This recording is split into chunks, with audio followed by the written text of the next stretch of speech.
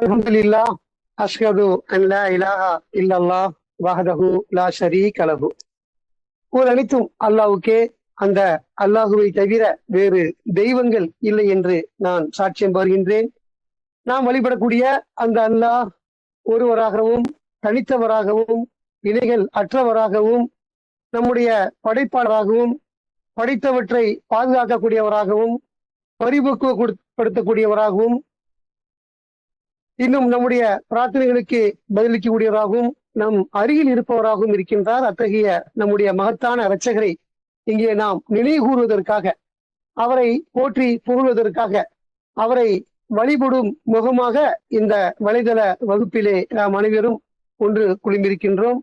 இந்த அரிய பெரிய வாய்ப்பை அல்லாஹ் நமக்கு வழங்கி நமக்கு மாபெரும் அருளும் கிருபையும் செய்திருக்கின்றார். அல்ஹம்துலில்லாஹ். அல்லாஹ்வுடைய வார்த்தைகளான அல் குர்ஆன் மட்டுமே மார்க்கத்தின் ஆதாரம் என்றும், இந்த குர்ஆனை தவிர வேறு எந்த ஒன்றும் மார்க்கத்தின் ஆதாரமோ அடிப்படையோ கிடையாது என்றும் நாம ஒரு தெளிவான புரிந்து கொள்ளுதலில் இருக்கின்றோம். அல்ஹம்துலில்லாஹ். அந்த அடிப்படையில அல்லாஹ்வுடைய வார்த்தைகளான இந்த அல் குர்ஆன் 114 அத்தியாயங்களை கொண்டதாகவும் 6346 வசனங்களை கொண்டதாகவும் உள்ளது. அதில் நாம தொடர்ச்சியா என்ன செய்யறோம், சின்ன சின்ன சூறாக்கள் இருந்து அல்லாஹ்வுடைய வார்த்தைகள் இருந்து கற்றுக்கொண்டு வருகிறோம். நமக்கு அல்லாஹ் எதனை கற்றுத்தர நாடுகின்றாரோ அதனை நாம் கற்றுக்கொள்கின்றோம். அந்த கற்றுக்கொண்ட விஷயங்களிலிருந்து நாம் பின்பற்றுவதற்கும் அல்லாஹ் அருளும். இந்த உபதேசத்தை நம்ம தொடருவோம். அல்லாஹ்வுடைய வார்த்தைகளான அல் குர்ஆன்ல நாம இன்னைக்கு பார்க்க சூறா தொடர்ச்சியா பார்க்க 105, 104, 103, 101 வரைக்கும் பார்த்திருக்கிறோம். இன்னைக்கு 102 பார்த்தோம். இன்ஷா அல்லாஹ் நம்ம இன்னைக்கு 100 வந்து அல்காரியா அப்படிங்கிற ஒரு தலைப்பு உள்ள ஒரு சூறா. அல்காரியான்னு சொன்னா அதிர்ச்சி விட்டக்கூடிய ஒரு உணர்வு பத்தி பேசக்கூடிய ஒரு தலைப்பு. அதிர்ச்சி விட்டுவது அப்படின்னு அல்காரியா எல்லாருக்குமே ஒரு சின்ன சூறா தான், மனப்பாடமான சூறா. அல்காரியா மல்காரியா ஒமா அதுராக்க மல்காரியா யௌம யகூனு நாசு கல்ஃபராசில் மக்தூதுன்னு சொல்லி தொடங்கி ஒரு 11 வசனங்கள் அதுல இருக்குது. இன்ஷா அல்லாஹ் நம்ம அதை பத்தி பார்ப்போம். அப்ப இந்த சூறாவுடைய துவக்கம் அல்காரியா, அதிர்ச்சி விட்டக்கூடியது அப்படின்னு நம்ம பார்க்கிறோம். அது என்ன அப்படின்னா நம்முடைய உணர்வுகள்ல ஒண்ணு. அது நமக்கு நிறைய உணர்வு இருக்குது. அந்த உணர்வுகள்ல ஒரு பண்பு தான் அதிர்ச்சி அப்படிங்கிறது. நமக்கு அன்புங்கிற உணர்வு இருக்கு, கோபம்ங்கிற உணர்வு இருக்குது, வீரம்ங்கிற உணர்வு இருக்குது, இப்படியா நமக்கு பாசமா இருக்கக்கூடிய ஒரு உணர்வு இருக்குது. நிறைய உணர்வுகள் நம்மகிட்ட இருந்து வெளிப்படும், மனித இனத்திட்ட இருந்து. அதுல இருந்து ஒரு உணர்வை தான் இந்த ஆச்சரியம் அப்படிங்கிறத விட இன்னொரு விஷயம், அதோட மேலான ஒண்ணுதான் இந்த அதிர்ச்சி அப்படிங்கிறது. அதிர்ச்சி நமக்கு எப்படிலாம் ஏற்படும் அப்படின்னு நம்ம உலகத்திலே பார்க்கணும். நம்முடைய உறவுகள்ல ரொம்ப இளம் வயசா இருந்து அதான் எப்படி இந்த அதிர்ச்சிங்கிறது என்னன்னா நம்ம எதிர்பார்க்க மாட்டோம், அது நிகழ்ந்து விடும். அப்படிதான் அந்த மாதிரி நிகழ்வுக்கு தான் நம்ம என்ன செய்யணும், அதிர்ச்சி அடைவோம். நம்ம அதை ஒரு இளம் வயசா இருக்கும், குடும்பத்தில் உள்ள ஒருத்தரா இருப்பாரு, நல்ல ஆரோக்கியமா இருந்திருப்பாரு, எந்த பிரச்சனையும் இல்லை, நேரத்தான் பார்த்தோம்னு நம்ம சொல்லுவோம், பேசணும், இன்னைக்கு காலையில் கூட தொழிலுக்கு போனான்னு சொல்லுவோம். இப்படி பல வகையா நம்ம நினைச்சுவோம். அவர் மரணிச்சிட்டாருன்னா அதை அதிர்ச்சி வெளிப்படுத்துறோம். இது ஒரு உணர்வா இருக்குது. ஆனா நம்பிக்கையாளரை பொறுத்த வரைக்கும் யாருக்கும் எப்பவும் நிகழும், நமக்கு அது ஒரு ஆச்சரியமே கிடையாது ஒரு மரணம்ங்கிறது. இருந்தாலும் நம்ம அதுல இருந்து மீளல இன்னும். நம்ம தெரிகிறோம், சராசரி நிலைமையில அப்படி இருக்கிறோம். ஆனா அது கேள்விப்பட்ட மாத்திரத்திலேயே ஒரு சின்ன அதிர்ச்சி எல்லோருக்கும் உள்ள இயல்பா நமக்கு வந்திருந்தது. அப்படியா அப்படிங்கிற மாதிரி ஒரு என்னாச்சு அப்படிங்கிற மாதிரி கேட்கும். அந்த மாதிரி ஒரு உணர்வுக்கு தான் பேர் அதிர்ச்சி அப்படின்னு நம்ம அறிஞ்சு வச்சிருக்கிறோம். இது ஒரு கேள்விப்பட்ட மாத்திரத்திலே நம்ம செவியில போனா நம்ம மூளைக்கு எட்டுச்சுன்னா அந்த உணர்வு நம்மள வெளிப்படும். இது இந்த மாதிரி அதிர்ச்சிகள் பல சம்பவங்கள் நடக்கும். அதாவது நம்முடைய உயிருக்கு ஒரு ஆபத்து வருதுன்னா அது ஒரு அதிர்ச்சியா நமக்கு இருக்கும். நம்ம ஒரு யானை சவாரி செய்யறோம் வச்சுக்கோங்களேன். யானை சவாரி செஞ்சுட்டு இருக்கும் போது அது மிரண்டுச்சு, அது தன்னை சிலிர்க்குது, மேல தோலை ஆட்டுது, இப்படின்னாக்கா நமக்கு அப்ப உயிர் பயம் இருக்கும். அப்போ ஒரு அதிர்ச்சி ஏற்படும். இப்படி அதிர்ச்சிங்கிறது ஒரு உணர்வா இருக்குது. அது பல வகையில நிகழும். அது மாதிரி நாம ஒரு கட்டிடத்துல நிக்கிறோம், ஒரு பூகம்பம் ஏற்படுது, அல்லது ஒரு பெரிய உயரமான ஏணியில நிக்கிறோம், ஒரு ஏணி ஆட்டம் காணுது, ஒரு ஆணி இல்லாத ஒரு ஸ்டூல் இருக்குது, உயரமான ஒரு குதிரை, அதுல நிக்கிறோம், ஆணி இல்லாம ஆணி தெரிஞ்சு ஏறி இருக்கிறோம், ஆனா லேசான ஷேக் ஆயிடுச்சுன்னா நம்ம திடுக்குங்கும் போது ஒரு உயிர் பயம் ஏற்படும். அப்போ ஒரு அதிர்ச்சி ஏற்படும். இது மாதிரி நமக்கு அதிர்ச்சிகள் பல விதமா நமக்கு இருக்குது. அந்த அதிர்ச்சியான உணர்வை பத்தி தான் நமக்கு இங்க சொல்றாரு. அது எப்போ நடக்கும் அப்படின்னா அது மறுமை நிகழ்வுகள் நடக்கும் பொழுது நமக்கு நடக்கும் அப்படிங்கிறத இங்க அல்லாஹ் சொல்றாரு. முதல் வசனத்துல அதிர்ச்சி ஊட்டுவதுன்னு தொடங்கிட்டு கடவுளின் பெயரால் மிக்க அருளாளர் மிக்க கருணையாளர், அல்லாஹ் மிகவும் அன்பும் கருணையும் உடையவராக அருளும் கருணையும் உடையவராக இருக்கின்றார். நாம் அதை தொடர்ச்சியா அனுபவிச்சுட்டு இருக்கோம். நம்முடைய இயக்கமே அல்லாஹ்வுடைய கருணையா தான் இருக்குது. நம்முடைய வாழ்க்கை, நம்முடைய மகிழ்ச்சி, நம்முடைய வாழ்வு, நம்முடைய அறிவு, நம்முடைய வசதி, நம்முடைய ஞானம், நம்முடைய தெளிவு, நம்முடைய ஆரோக்கியம், நம்முடைய சரீர பூர்ணமான சுகம், நமக்கு அல்லாஹ் வழங்கிய கால நேரங்கள், இது எல்லாமே என்னவா இருக்குது? அல்லாஹ் நமக்கு வழங்கிய மாபெரும் அருளா கொடையா இருக்குது. நமக்கு ஏராளமான உணவுகளை பழங்களை வழங்கி இருக்கிறாரு. நமக்கு திடமான உணவுகளும் திரவமான உணவுகள் அதை எளிமையான சக்தியை கொடுத்தாரு. நாம அதுல நிறைய என்ன பெறோம்? சக்திகளை பெறுறோம். நமக்கு ஏராளமான ஆடைகளை வழங்கி இருக்கிறாரு. நமக்கு வாரிசுகளை கொடுத்திருக்கிறாரு. நம்ம குடும்பத்தை கவனிக்கிறாரு. அது மாதிரி நமக்கு ஒரு தொழில், ஒரு வேலை, ஒரு வருமானம், ஒரு வியாபாரம், பல நன்மைகளை நம்மள அவர் மன்னிக்க இருக்கிறாரு. அவருடைய சாம்ராஜ்யத்துல மீட்டுக் கொள்ள சொர்க்கத்தை தேவை இருக்கிறார். இப்படி அவர் நமக்கு எல்லாம் ஏராளமான நல்ல குணங்களை, இரக்கத்தை, கனிவை கொடுத்திருக்கிறாரு. நல்ல இல்லங்களை கொடுத்திருக்கிறாரு. நல்ல துணைகளை கொடுத்திருக்கிறாரு. இப்போ அது மாதிரி அல்லாஹ் நமக்கு செஞ்ச ஏராளமான அருட்படைகள் அல்லாஹ் நிறைய வழங்கி இருக்கிறாரு. அப்படிப்பட்ட கிருபை உள்ளவரா அவர் கொண்டு நம்ம ஆசீர்வதித்து இருக்கிறாரு. எந்த வகையில அல்லாஹ் மதிப்பில்லை. நம்முடைய எப்படி அல்லாஹ் நமக்கு அல்லாஹ் அரகமான அரகிமா இருக்கிறாருங்கிறதுக்கு நம்ம நிறைய அனுபவங்களை நம்ம பட்டு கொண்டிருக்கிறோம். நமக்கு திருப்தியை கொண்டு ஆசீர்வதித்து இருக்கிறாரு. திருப்தியுற்ற ஆன்மா பத்தி அல்லாஹ் அழைக்கிறாரு. யா ஐகள் முத்துமையின்னு சொல்லி ஒரு சூழலை பாக்குறோம். அத்தியாயத்துல கடைசியில பாக்குறோம். யா ஐகள் முத்துமையின்னா இருஜி சொல்லி நம்மளை கூப்பிடுறாரு. அப்படி நம்ம திருப்தியை கொண்டு அல்லாஹ் நம்மள என்ன செஞ்சிருக்கிறாரு? ஆசீர்வதித்து இருக்கிறார் அப்படின்னு நம்ம பாக்குறோம். இப்படி அவர் அருளும் கிருபையும் உடையவரா நம்ம மீது இருக்கிறார் அப்படிங்கிற உணர்வு இருந்துச்சுன்னா நமக்கு என்ன? அல்லாஹ் நமக்கு நிறைய நன்றிகளோட இருக்கணும் அப்படிங்கிறத நம்ம அறிஞ்சு அந்த அடிப்படையில பிஸ்மியினுடைய துவக்கத்தை தொடர்ந்து முதல் வசனம் அல்காரியா, அதிர்ச்சியூட்டுவது, ஒரு வார்த்தை தான் அல்லாஹ் சொல்றார். அதுல நமக்கு இந்த குரான் முழுக்க நம்ம கடந்து பார்க்கும் பொழுது ஒரு முடிவுக்கு வர முடியும். அதிர்ச்சி ஊட்டக்கூடிய ஒரு சமயத்தை, ஒரு விஷயத்தால நமக்கு இங்க சொல்றாரு அப்படின்னு புரிஞ்சுக்கிடலாம். என்ன அதிர்ச்சி ஊட்டுவது அப்படின்னா இந்த மறுமை நிகழ்வு குறித்து தான் நிறைய சூறால 81 பாக்குறோம், 82 பாக்குறோம். அதெல்லாம் நமக்கு நிறைய கத்துக் கொடுத்திருக்கிறார். என்னென்ன நிகழும் அப்படின்னு சொல்லிட்டு நம்ம அதெல்லாம் பாக்குறோம். வானத்தை பத்தி, சூரியனை பத்தி, சூரியன் சூட்டப்படும் பொழுதுன்னு சொல்றாரு. நட்சத்திரங்கள் ஒன்றோட ஒன்று நொறுக்கப்படும் பொழுதுன்னு சொல்றாரு. மலைகள் துடைத்து எடுக்கப்படும் பொழுதுன்னு சொல்றாரு. இனப்பெருக்கங்கள் நிறுத்தப்படுகிறது அப்படின்னு சொல்றாரு. அது மாதிரி மிருகங்கள் ஒன்று திரட்டப்படுகின்றன அப்படின்னு பாக்குறோம். பெரும் கடல்கள் தண்ணீரே தீப்பிடித்து எரியும் அப்படிங்கிறத பாக்குறோம். ஆண் மக்களானவை அவற்றின் உடலுக்குள் திருப்ப அப்படின்னு சொல்லி நான் இந்த ஆன்மாக்கள் வெளிப்படக்கூடிய ஒரு காலமா இருக்குது. மறுமை நிகழ்வுக்கு முன்னால் இதெல்லாம் நடக்கும் அப்படின்னு சொல்லி இந்த பூமி அது சில்சிலா, அது ஒரு சூறா இருக்குது 99 வருது. அது சில்சிலான்னு சொல்லிட்டு இதா சுல்சிலத்தில் அறுது சில்சாலகான்னு சொல்லுவாரு. இந்த பூமியானது அதிரும் பொழுது அப்படின்னு சொல்லி ஒரு வசனம் பாக்குறோம். நம்ம பூமியானது கடுமையாக அதிர செய்யப்படும் பொழுது அப்படிங்கிறாரு. அப்ப இந்த மாதிரி நடக்கும் பொழுது நினைச்சியும் அந்த அதிர்ச்சி நமக்கு உண்டாகும் அப்படின்னு சொல்லி சொல்றாரு. அதிர்ச்சி கூடிய சம்பவங்கள், நிகழ்வுகள் எல்லாம் நடக்க இருக்குது அந்த மறுமையில அப்படின்னு சொல்லி நமக்கு சொல்றாரு. அது எத்தகையது அதிர்ச்சி விட்டு தெரியுமா? அந்த அதிர்ச்சி எப்படி நம்ம இப்ப பாக்குறோம்ல, ஒரு மூத்தாயிட்ட அதிர்ச்சி, நம்ம கீழே விழுற மாதிரி இருந்தா ஒரு அதிர்ச்சி, ஒரு யானை சவாரி செஞ்ச அதிர்ச்சி, அல்லது ஒரு பெரிய ராட்டு ஊஞ்சா ஆடுறோம், பெரிய இன்டர்நேஷனல் லெவல்ல பெரிய ஊஞ்சா இருக்குது, அதுல போயிட்டு ஏறும்போது ஒண்ணும் தெரியாது. இறங்கும் போது என்ன செய்யும்? நம்ம உடல் வெயிட்டை விட அதுல இருக்கக்கூடிய அந்த ஆசனத்தினுடைய வெயிட் அதிகமா இருக்கும். அது வேகமா இறங்கும். நம்ம உடல் எடைக்கு அதுக்கு சம்மந்தம் இருக்காது. அப்ப அப்படி கீழே கொண்டு வந்து நம்ம உயிர் கையில இல்லாம அளவுக்கு இருக்கும். அந்த மாதிரி நிறைய பேர் சத்தம் போடுவாங்க, அந்த மாதிரி கத்துவாங்க. ஏன்னா அது உயிர் பயம். அந்த மாதிரி அதிர்ச்சி. இது அதெல்லாம் தாண்டி ஒரு அதிர்ச்சியா இருக்குன்னு நல்லா சொல்றாரு.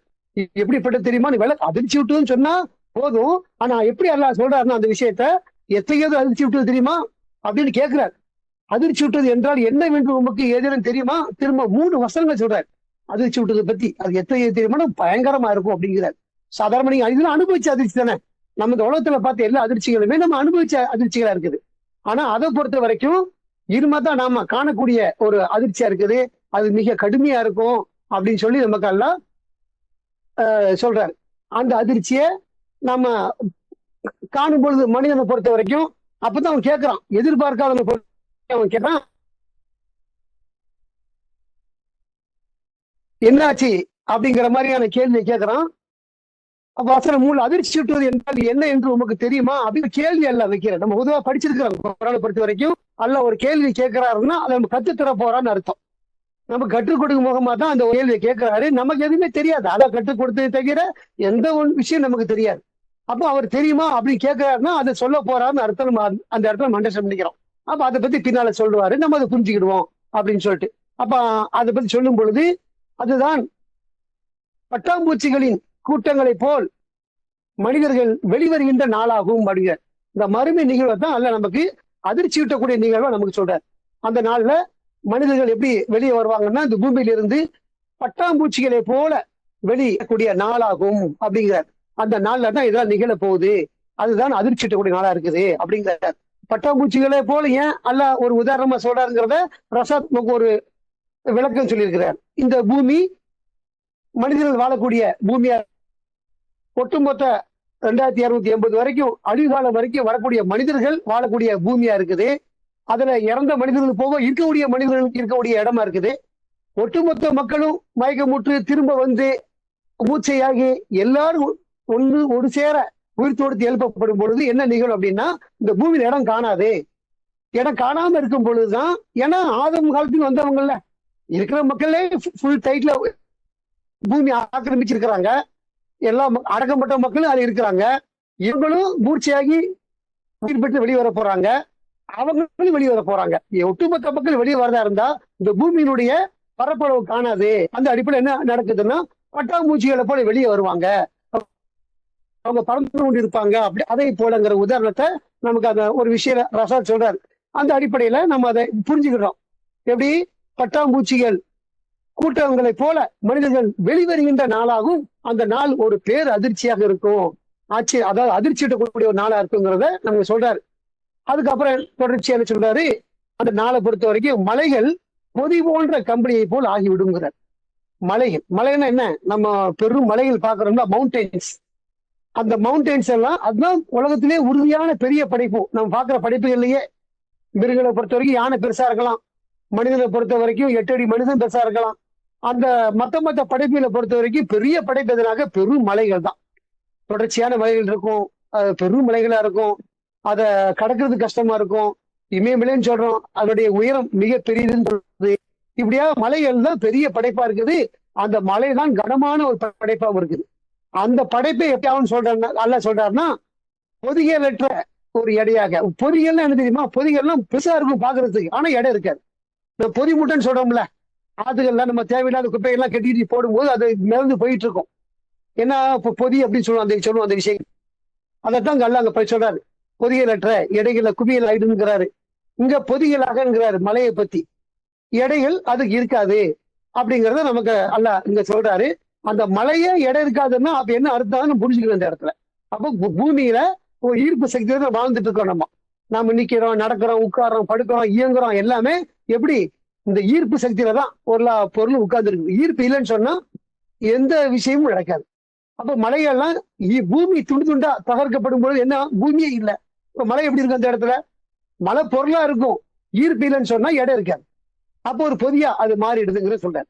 அதுதான் நல்லா நமக்கு சொல்லும் போது மலைகள் பொதி போன்ற கம்பெனியை போல் ஆகிவிடும் அப்படின்னு சொல்லி நமக்கு அல்ல சொல்றாரு. அப்ப இதெல்லாம் எவ்வளவு வரலாற்று விஷயமா இருக்குன்னு பார்க்கணும். அதாவது அறிவியல் ரீதியான உண்மையா இருக்குன்னு பார்க்கணும். இந்த நிகழ்வு உண்மையிலே பூமி உடஞ்சிருச்சுன்னா கிடையாது. பூமி இருக்கிற வரைக்கும் தான் எந்த பொருள் நம்மளால வெயிட் போட முடியும். ஈர்ப்பு சக்தி இல்லைன்னா போட முடியாது. அது எவ்வளவு துல்லியமான போடக்கூடிய அளவுக்கு அல்ல நமக்கு டிசைன் பண்ணி வச்சிருக்கிறாரு.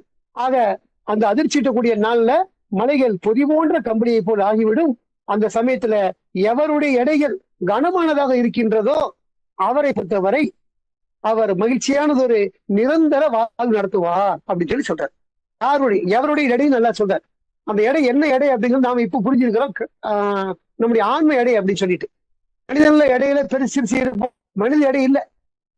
இறந்துட்டு சொர்க்கம் போவானா ஒல்லியா இருக்கமா அந்த விஷயமேகள்ல அதை நம்ம அண்டர்ஸ்டாண்ட் பண்ணி வச்சிருக்கிறோம். நம்முடைய ஆன்ம எடையாக, நம்முடைய ஆன்ம எடை கனமா இருந்துச்சுன்னு சொன்னா நம்ம ஒரு மேலான வாழ்க்கையை நடத்துவோம், மறுமையை நடத்துவோம், சொர்க்கத்தில் இருப்போம் அப்படின்னு சொல்றாரு.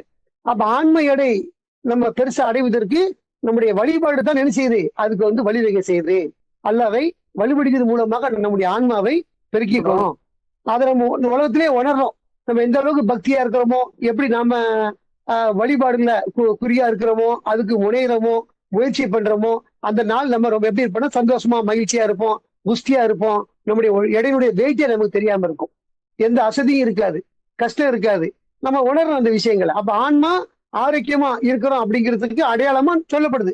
பஜ்ர்ல யாரு விடியகால தூக்கத்துல இருந்து எப்படி நம்ம ஆரோக்கியமே எந்த ஒரு நபர் எந்திரிக்கிறாங்களோ அவருடைய எடை அவருடைய ஆன்மா ஆரோக்கியமா இருக்குது அப்படி புரிஞ்சுக்கிடலாம். பல நாள்ல நமக்கு அசதியா இருக்குதுன்னா ஆன்மா பலகீனமா இருக்குது அப்படி புரிஞ்சுக்கிடுறோம் அந்த இடத்துல. அத ஆன்ம எடை எத்தனை அல்ல சொல்றா தவிர மனித எடை கிடையாதுங்கிறத நம்ம தெளிவா புரிஞ்சுக்கிடுறோம். எவருடைய எடை கனமானதாக இருக்கின்றதோ அவரை பொறுத்த வரைக்கும் ஒரு சொர்க்க வாழ்க்கை நடத்துவாரு, மேன்மையான வாழ்க்கையை நடத்துவாரு அப்படின்னு சொல்றாரு. நம்முடைய எடையை கூட்டுவதற்கு வழிபாடுதான் காரணமா இருக்குது. வழிபாடு வணங்குறதுலையும் நல்லறம் செய்வதிலையும் அவர் நினைச்சு பார்க்கறதுலையும் நாம நம்முடைய வாழ்க்கையை கழிச்சோம்னு சொன்னா நம்முடைய ஆண்மை எடை கனமானதா இருக்கும். ஆண்மைங்கிறது சாதாரணமான சொல்றாங்கல்ல, இந்த நகரத்தை விட பெரியதா சொல்லப்படுது. ஒரு நாள் இரவுல திக்கில் ஈடுபடும் பொழுது லைலத்தில் கதில ரசாத்தை விளக்குறாரு. நம்ம இன்றைக்கு நம்ம ஆண் எடை இவ்வளவு பெருசா இருக்கும் அப்படின்னு சொல்லிட்டு அப்படிதான் நம்ம அதை அண்டர்ஸ்டாண்ட் பண்ணி வச்சிருக்கிறோம். அவ்வளவு பெரிய ஆன்மாவா நாம இருந்தோம்னு சொன்னா எடை கனமான இருந்துச்சுன்னா சொர்க்கத்துக்குள்ள இருப்போம். அதே சமயத்துல எவருடைய எடை லேசாக இருக்கின்றதோ அவனை பொறுத்தவரை, அதாவது தன்னுடைய ஆன்மாவை நலிவுற செய்தவன், ஆன்மாவை ஊட்டப்படுத்தி கொள்ளாதவன், அல்லாஹ் வழிபடுவதன் மூலமா எதுவும் செய்யல, அல்லாவின் பக்கமும் இல்ல, வேதத்தையும் அணுகல, எல்லா விஷயத்திலையும் அலட்சியமா இருந்த ஒருத்தனை பொறுத்த வரைக்கும் அவனுக்கு ஆண்மை எடை இல்லை. அவனுக்கு எடையே இல்லாத ஒரு ஆண்மையா இருக்கும் பொழுது அவனை பொறுத்த வரைக்கும் அவனுடைய மறுமை வாழ்வு எப்படி இருக்குன்னா அவனுடைய விதி மிகவும் கீழானதாக இருக்கும் அப்படின்னு சொல்லப்படுது. விதியை பொறுத்த மேலான விதி ரெண்டு தான் இருக்குது. விதியை பொறுத்த வரைக்கும் ஒண்ணு மேலான விதி, இன்னொரு கீழான விதி. அவனுடைய விதியை பொறுத்த வரைக்கும் அது கீழான விதியா இருக்குன்னா அது நஷ்டமான ஒரு வாழ்க்கையா இருக்குது. கீழான விதியை பொறுத்த வரைக்கும் நரக வாழ்க்கைங்கிறது எவ்வளவு துன்பமானது, நிரந்தரமானது, எவ்வளவு கஷ்டமானது, எந்த உதவியும் கிடைக்காது, எந்த செய்தியும் தெரியாது, கற்பித்தல் கிடையாது, தொடர்ச்சியான அனுபவிப்புகள், ஒழுங்கான தங்குமிடம் கிடையாது, சரியான உணவு, அதனால சத்து கிடைக்காது, பசித்தாக மறந்துட்டு இருக்கும், மணல் கலந்த உணவு கொடுக்கப்படும். எவ்வளவு கஷ்டமான வர்ணனைகள் அல்ல எங்க சொல்றாரு. அது மாதிரியான ஒரு அனுபவிப்பு தான் நரகம். அதை யார் அடைவான்னு சொன்னா தன்னுடைய ஆன்மாவை நலிவடைய செய்தவன், ஊட்டப்படுத்திக் கொள்ளாதவன், பெருக்கிக் கொள்ளாதவன், அது மாதிரி ஒரு இழிவான ஒரு விதிக்கு ஆளாகிறான்னு சொல்றாரு. அதுல நமக்கு எல்லாம் தெளிவு கொடுத்திருக்கிறார். நம்முடைய ஆன்மாவை பொறுத்த வரைக்கும் ஊட்டமான ஆன்மாவை ஆக்குவதற்கு என்ன வழி தெரிஞ்சிருக்கிறோம், அதை தொடர்ச்சியா செய்வதன் மூலமாக நாம அதை அல்லாஹ்வின் மீட்டுக் கொள்வோங்கிற நம்பிக்கை வச்சிருக்கிறோம். அந்த அடிப்படையில இங்க கீழான விதி யாருக்குன்னு சொன்னா தன்னுடைய எடை குறைந்த ஆன்மாவை பொறுத்த வரைக்கும், எவருடைய எடையின் லேசாக இருக்கின்றதோ அவரை பொறுத்தவரை அவனுடைய விதி மிகவும் கீழானதாக இருக்கும். அது என்னவென்று உமக்கு தெரியுமா அப்படின்னு திருப்பி கேட்கிறார். ஒமா அதுராக்க மாஹியா அப்படிங்கிற ஒரு வார்த்தையோட வருவது எந்த விதி தெரியுமா? அதான் நம்ம இப்ப சொன்னோமா, அந்த கீழே இதுதான் கொழுந்து விட்டறிகின்ற நரக நெருப்பு. ஒரே வார்த்தை சொல்றாரு. இந்த வார்த்தையுடைய வர்ணனைகள் இந்த குரான் முழுக்க நமக்கு நிறைய இருக்குது, ரைட்டா? அப்போ நரகத்தை பத்தி நம்ம நிறைய படிச்சிருக்கிறோம். அந்த கீழான வாழ்க்கை, கீழான விதிக்கு உட்படுவான் அப்படின்னு சொல்லிட்டு, அப்போ அதுல இருந்து தப்பிக்கிறதுக்கு ஒரே வழி நாம அல்லாவை மட்டும் வழிபட்டு அவரை சார்ந்திருந்து நல்லறங்கள் செய்து அவருடைய கட்டளைப்படி கீழ்ந்து வாழ்ந்தோம் சொன்னா நம்முடைய ஆன்மாவை நம்ம என்ன செஞ்சுக்கிடுவோம், பெருக்கிக் கொள்ளுவோம், மீட்டுக் கொள்ளுவோம். அந்த ஆன்மாவை பொறுத்த வரைக்கும் சந்தோஷமா மகிழ்ச்சியா சொர்க்கத்துல இருக்கும். சொர்க்கம்ங்கிறது ஒரு மகிழ்வான சந்தோஷமான ஒரு வாழ்க்கை. நம்ம இங்கேயே நம்ம அதை பாக்குறோம். நம்ம சில நாள்ல மகிழ்ச்சியா இருக்கோம், சில நாள்ல மகிழ்ச்சி இல்லாம சாதாரணமா கடந்து போறோம். மகிழ்ச்சியான நாளை பொறுத்த வரைக்கும் நமக்கு எவ்வளவு சந்தோஷமா பூரிப்பா இருக்குது அப்படின்னு பாக்குறோம். இது மாதிரியான ஒரு நிரந்தரமான ஒரு மகிழ்ச்சி இங்க மாதிரி விட்டு விட்டு வர்றதில்லை. ஒரு நாள் அப்படி, ஒரு நாள் இப்படி, ஒரு நேரம் சுகமா, ஒரு சுகம் இல்லாம, சில நாள் கஷ்டமா, நாள் கவலையா மாறி மாறி வரக்கூடிய ஒரு காலத்துல நம்ம வாழ்ந்துட்டு இருக்கோம். இந்த மாதிரியான வாழ்க்கையில தொடர்ச்சியான மகிழ்ச்சியாக இருக்கக்கூடிய நிரந்தரமான ஒரு வாழ்க்கைக்கு நாம சொர்க்கத்தை அடைய இருக்கிறோம். அந்த வாழ்க்கையை பொறுத்த வரைக்கும் நம்முடைய ஆன்ம எடை பலமானதா இருக்கணும். அதுக்கு நாம் என்ன செய்யணும், நல்ல விஷயங்களை செய்யணும், நல்ல வார்த்தைகளை பேசணும். நல்ல வார்த்தைகள் மேலான வார்த்தைகளா இருக்குது, அது கடவுளை போய் அடையுது. அந்த வார்த்தைகள் ஒரு உறுதியான மரத்துக்கு அல்ல சொல்றாரு, வேரூன்றிய மரத்துக்கு சொல்றாரு. அது மாதிரி நம்ம குரான் நிறைய உதாரணங்களை பார்க்கிறோம். இப்படி நல்ல வார்த்தையின் மூலமா, நல்ல விஷயங்கள் மூலமா, நல்ல சிந்தனை மூலமா, நல்ல சொற்கள் மூலமாக, நல்ல ஒரு விஷயத்தின் மூலமா எல்லாமே சரி, வழிபாடா இருந்தாலும் எதா இருந்தாலுமே நல்ல அப்படின்னு எடுத்தோம்னா அதன் மூலமாக நம்ம அமல் செஞ்சோம்னு சொன்ன அன்னைக்கு நம்முடைய ஆன்மா ஊட்டமான ஆன்மாவா இருக்கும். எந்த அளவுக்கு நம்ம பெருசா இருக்கிறோமோ அந்த அளவுக்கு நம்முடைய கேட்டகரி இருக்கும். எல்லா சொர்க்கம் ஒரே மாதிரி கிடையாது. அதுக்கு தகுந்த மாதிரியான கேட்டகரி இருக்குது. உயர்ந்த சொர்க்கம், நம்ம பார்க்கணும் கீழான சொர்க்கம், மேலான சொர்க்கம், எலைட் ஆஃப் த எலைட் அப்படி சொல்லணும்ல, மேலினும் மேலான அப்படின்னு பல தரங்கள் இருக்குது. நாம இங்க எப்படி அமல் செஞ்சு அதுக்கு ஆர்வப்படணும். சொர்க்கத்தை அடைவது எப்படி, நரகத்துக்கு போகக்கூடாது எப்படி நம்ம கஷ்டமா நினைக்கிறோமோ, அதை ஒருபோதும் அடைஞ்சிடக்கூடாதுங்கிறதுல நம்ம முனைப்பா இருக்கிறோமோ, அது மாதிரி சொர்க்கத்தை அடைவதற்கும் அதே ஆர்வம் கொள்ளணும். எந்த வகையில் நம்ம அடைஞ்சிடணும், அந்த இன்பத்தை அடையணும், சொர்க்கத்தை அடையணும், அதுல இருக்கணும் அப்படின்னு நம்ம முயற்சி பண்ணி தொடர்ச்சியா இருந்தோம் சொன்ன அன்னைக்கு நம்முடைய ஆன்மா ஊட்டமான ஒரு ஆன்மாவா இருக்கும். அல்லாஹ் சொல்லக்கூடிய இந்த அதிர்ச்சியான காலத்திலையும் நம்ம பொறுத்தவரைக்கும் எதிர்பார்த்த ஒரு நாள் தான். நமக்கு அந்த நாள் எந்த தீயும் துன்பமும் இருக்காது. நம்ம எதிர்பார்க்கக்கூடிய அப்படின்னு எந்த மனிதன் கேட்கறான், இந்த என்ன ஆயிட்டு இந்த பூமிக்கு கேட்கறான்ல ஒரு வார்த்தை, மாநிலம் வியப்பான் என்ன நடக்குது அப்படின்னு சொல்லி கேட்குவான். அந்த நாள்ல அது செய்தியை சொல்லிடும், தன் சுமைகளை வெளித்தள்ளிடும். அது நம்ம 90% பாக்குறோம் அந்த விஷயங்கள்லாம். அப்பதான் கேட்கறான் என்ன ஆச்சு இந்த பூமிக்கு அப்படின்னு. ஏன்னா அவன் எதிர்பார்க்கல. நம்மளை பொறுத்த வரைக்கும் எதிர்பார்ப்போம். ஒரு சரணந்த ஒருவன் இந்த காலத்து இருந்தான்னு சொன்னா மூச்சு அவ்வளவுதான், அவனுடைய மயக்க நிலைமை தான் வரும் அவனுக்கு. திரும்பவும் அவர் உயிரோடு ரெண்டாவது சூழ்நிலை எழுப்பப்படுவாரு. அவருடைய விதி நல்லவா இருக்கும் அப்படின்னு நம்ம எல்லாமே அறிஞ்சு வச்சிருக்கிறோம். அந்த அடிப்படையில் அல்லாஹ் நமக்கு என்ன செய்வாரு, நம்ம மிக நிச்சயமாக மீட்டுக் கொள்வாரு, நம்மள மன்னிப்பாரு. அந்த நம்பிக்கை நமக்கு நிறைய இருக்கு. ஏன்னா நம்ம அவருக்கு திருப்தியா இருக்கோம். அல்லாஹ் நமக்கு நிறைய வழங்கியிருக்கிறாரு, நல்லா கவனிக்கிறாரு, நம்ம எந்த வகையிலும் குறையில இல்ல, நம்ம சிறப்பா இருக்கிறோம்.